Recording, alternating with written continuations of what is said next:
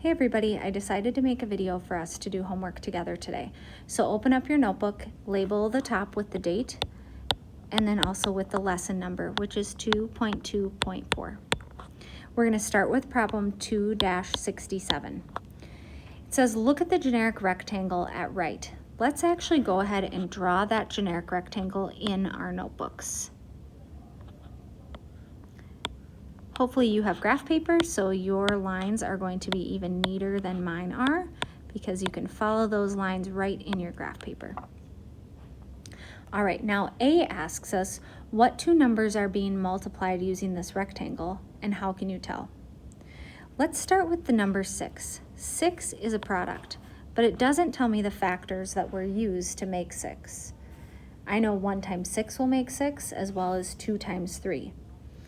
I'm guessing they're not going to do 1 times 6, so let's try 2 times 3. So let's try 2 times 3.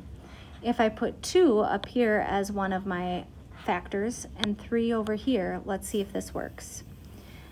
I have 20 as a product right here. Will 2 times anything make 20? Yeah, 2 times 10 will make 20. So far so good, 2 and 3 work. Let's keep checking. Now I have 3 times something has to equal 150.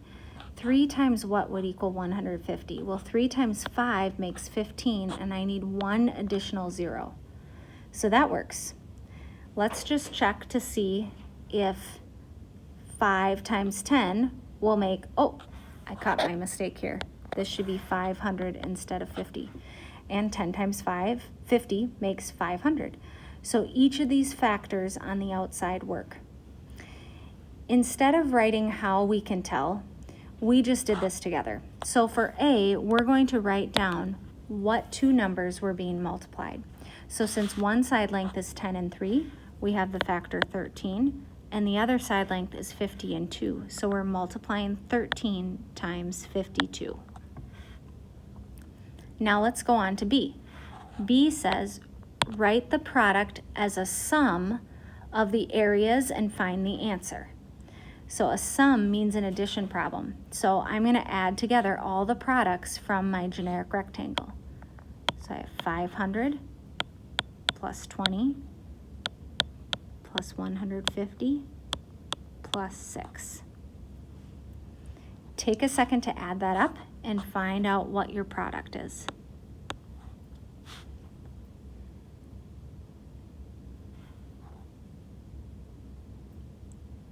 Did you get 676? Now let's move on to part C. Part C says, use the distributive property to write an equation showing that the product is equal to an expression with parentheses, multiplication, and addition. So I'm going to refresh your memory from yesterday. You are going to write an expression where you have a number being multiplied by a sum that's in parentheses. Pause the video and see if you can figure out what might go in each of those blanks. Then press play to check and see how you did.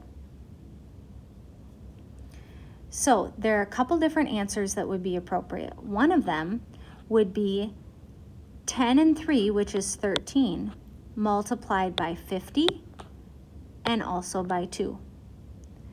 Another answer that would work is we could think of it as 52 being multiplied by 10 and also by 3. Both of these will give us the same product of 676. The first one shows 13 times 50, which we can see on our generic rectangle right here. 13 times 50, and then the second one shows 13 times 2, which we can see right here. Or we could think about it as 52 times 10, which we could see in this section. 52 times 10, and then 52 times 3, which we would see in that section.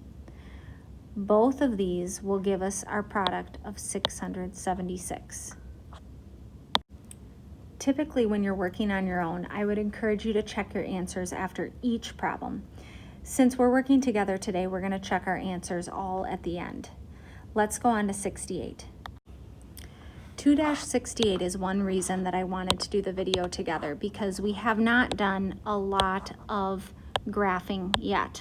So 268 says, previously you have learned how to create dot plots, bar graphs, histograms, and stem and leaf plots. Which of these representations would best display the data given below? Use that representation to display the data. This data is boot sizes of the math marching team. So we have different boot sizes there. I noticed that a lot of the boot sizes are the same. There's not a lot of variation or differences in the boot sizes. Because of that, there's one representation that would probably be best. What do you think it is? Dot plot, bar graph, histogram, or stem and leaf plot? We're going to do a dot plot together. So a dot plot has all the different pieces of data, and then we put a mark based on how many there are of that number. So for 68, we're going to do a line in our graph paper, and we're going to write the smallest shoe size, which is 8, and we're going to go all the way up to the largest shoe size, which is 12.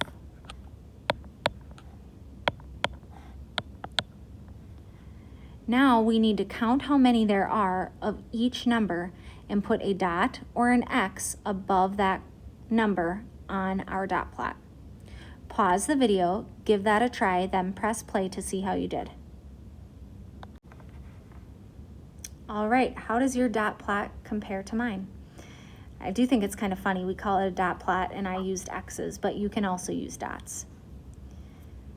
Once you're ready, go ahead and continue the video on to problem 69.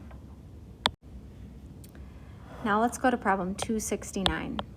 So in your notebook, you're going to have 4 different number lines, A, B, C, and D. So go ahead and draw 4 lines using that graph paper, making sure your lines are nice and straight. Then in A, you're going to need 1, 2, 3, 4, 5, 6, 7 lines. In B, you're going to need 6 lines. In C, you're going to need 6 lines as well. And in D, you're going to need 2, 3, 4, 5, 6, 7 lines.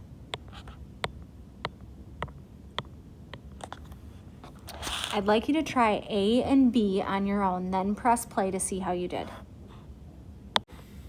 In A, did you see how 20 and 24 were 4 apart? This told us that each section was 4. And when I see 10 and 60, and there were 1, 2, 3, 4, 5 different spaces, I know that 10 to 60 is 50. Since there's 10 spaces, each one is counting by 10 because 50 divided by 5 spaces is 10. Let's take a look at C. C has 13 and then it has 41 way up here. Notice how there's 1, 2, 3, 4 spaces between 13 and 41. Well, let's try it. 41 minus 13. 41 minus 13 is 28. So I have 28 numbers that I need to go between in 4 spaces. Well, 28 divided by 4 is 7. So if I count by 7s, that should work. Let's try it. 13 plus 7 is 20. 20 plus 7 is 27. 27 plus 7 is 34. And 34 plus 7 is 41. So counting by 7s works. So 13 minus 7 would be 6. Now I want you to give D a try. We have 15 and then we have 35. And there's 1, 2, 3, 4 spaces between them. See if you can pause the video and see what it is counting by. Then press play to see how you did. From 15 to 35, that's 20. Since we have to go 20 in 4 spaces, I know 20 divided by 4 is 5. So let's see if counting by 5s works. 15 plus 5 is 20, plus 5 is 25, plus 5 is 30, plus 5 is 35, plus 5 is 40, and plus 5 is 45. Nice work. 2-70 says, for each of the following problems, complete the fraction on the right so that the fractions are equal. Be sure to show your work clearly. So let's try A together, and then I'm going to have you do B and C on your own. So A says 3/8 is equal to something over 32. Well, what did I do to 8 to get to 32? Right, I multiplied by 4. Since I multiplied by 4 on the bottom, I have to do the same thing on the top. So I find out that it's 12 over 32 is equal to 3/8. Try B and C, and then come back and check to see how you did. 80 over 100 equals something over 10. Well, if I do 100 divided by 10, I get 10.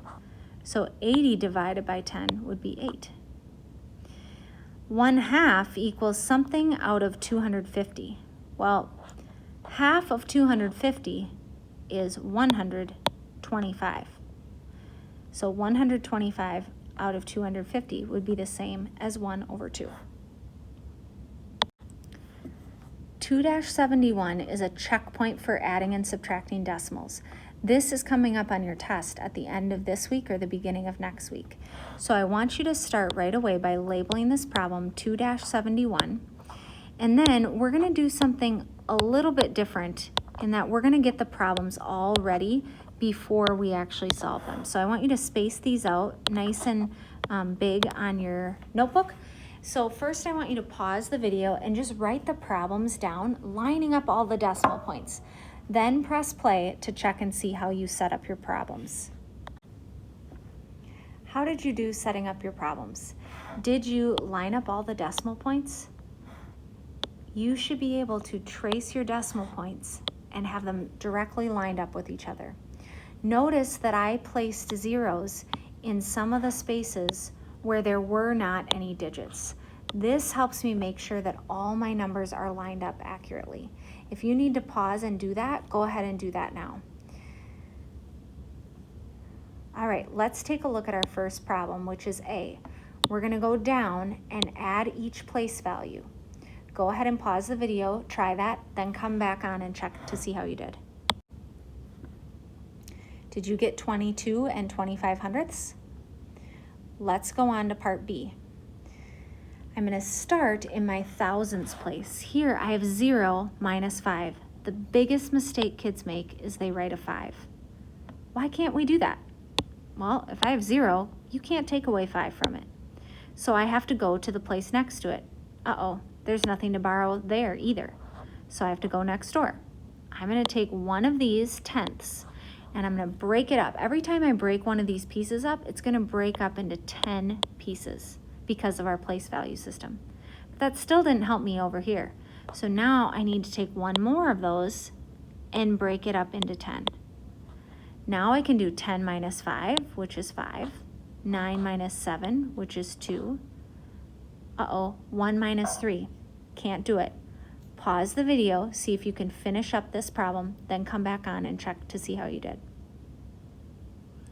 So since I can't do 1 minus 3, I need to borrow. And now if I break that up into 10 pieces, I already have one piece here, so 10 more would be 11. Now I can do 11 minus 3 is 8. 8 minus 0 is 8, and I bring my decimal point straight down. Now I want you to give C a try on your own, then press play to check and see how you did. As long as you lined up your numbers, you should be able to just add straight down. Let's go on to D. D is an interesting one because I have a lot of zeros.